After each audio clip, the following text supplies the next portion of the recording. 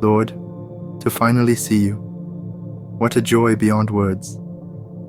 For years I preached, taught, studied your word, striving to honor you. But now, here in your presence, I must ask, did I truly understand you? John, my faithful servant, you sought me earnestly. Come, sit, and speak what rests on your heart. I tried to defend your truth, to guard it from the corruption I saw in the church. But standing here, I wonder, did I truly grasp your heart? Did I get it right? You pursued me through the scriptures with sincerity. That passion you carried, I placed it within you. Even when you walked in mystery, your path was toward me. I wrestled with the doctrines of grace, election, sovereignty, trying to define the edges of your divine plan. But in doing so, did I emphasize your decree at the cost of your tenderness?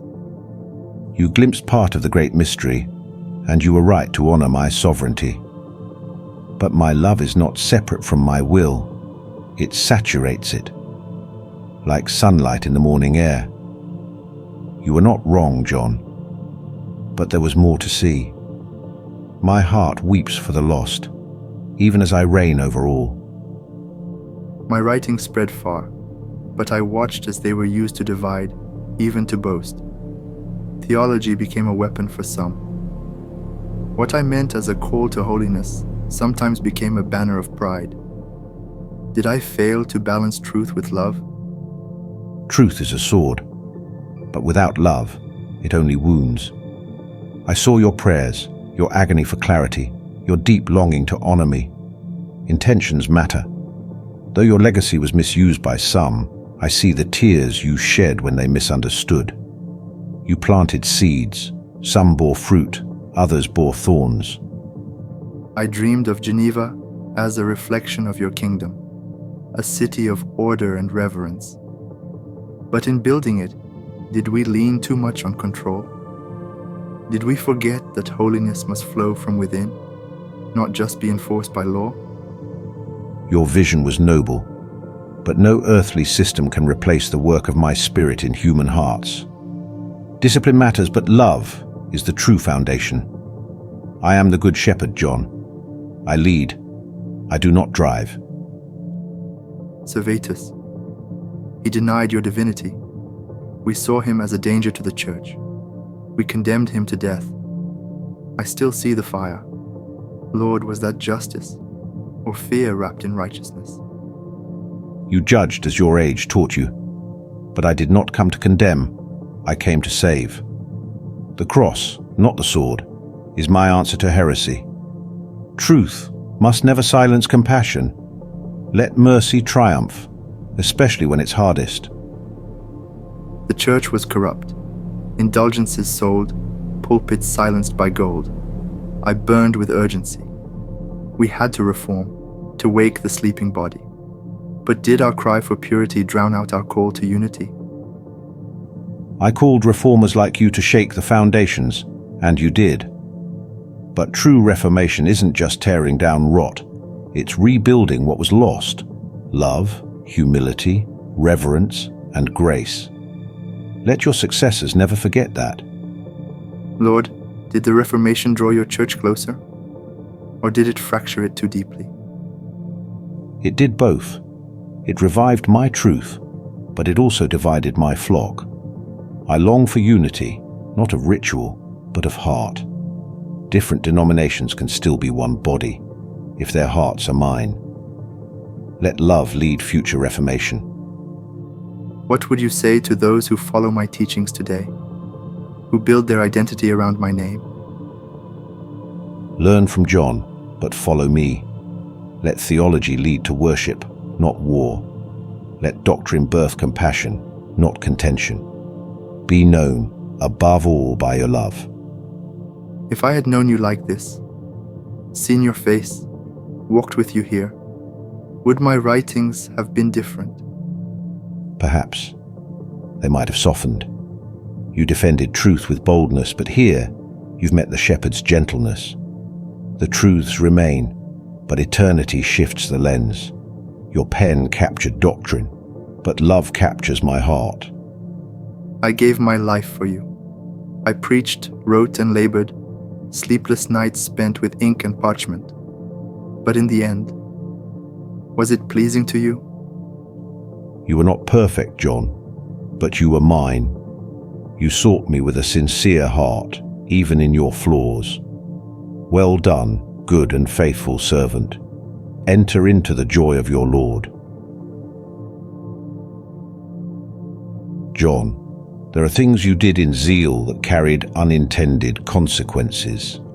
You clung to truth, but in your fight for it, you sometimes overlooked the individual soul before you. Geneva was reformed, yes, but some hearts were hardened under rules rather than renewed by grace. I desired mercy more than sacrifice, compassion more than compulsion. I see that now. I saw the church as a fortress under siege, and I thought the only way to protect it was through control and precision. But your kingdom, it is not defended by walls, but opened by wounded hands.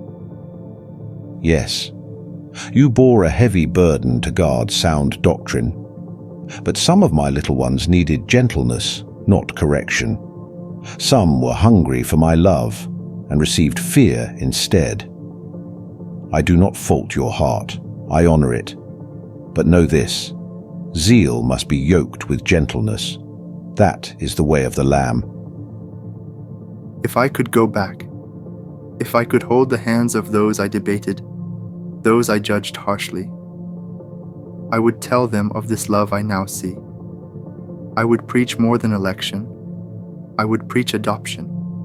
I would not only speak of depravity, I would show them the face of divine delight.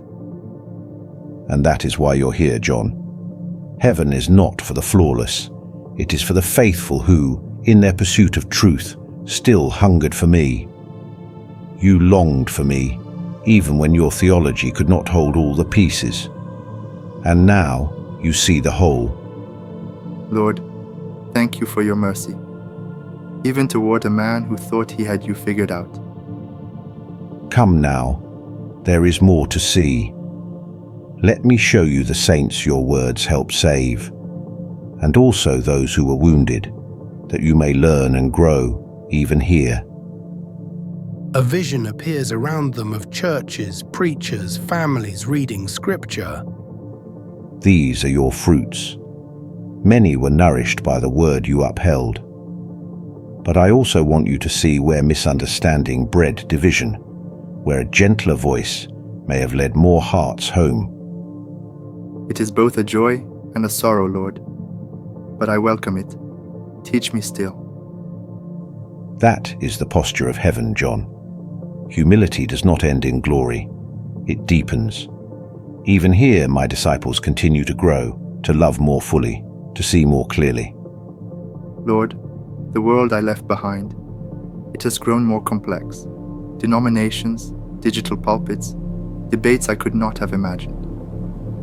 What would you say to them all? To those still arguing over the legacy I left? I would say, come to me. Not to a system, not to a hero of history, but to me. Let theology fuel worship, not division.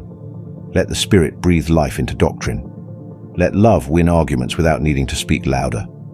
I never meant for my body to be dissected by labels, but united by love. Then let this be my final confession. Christ alone is the center, not Calvinism, not Geneva. Christ. And that, John, is the truest reformation of all. There's peace here, Lord, a peace I preached about but never fully grasped. Because peace is not an idea, it is my presence. Now you are in it, and every question has its answer in me. And what of those still searching, still wrestling like I did? Tell them through your legacy. Wrestle honestly, but never let the wrestling replace relationship. Debate boldly, but love more boldly still. And never think that knowing about me is the same as knowing me. They reach a river's edge. Across the water, a great multitude of saints singing, worshipping. Some call out to Calvin, These are your brothers and sisters, not followers of Calvin, but lovers of Christ. Go now, join them. Your story continues in their voices. Soli Deo Gloria. To God alone be the glory. Forever and always.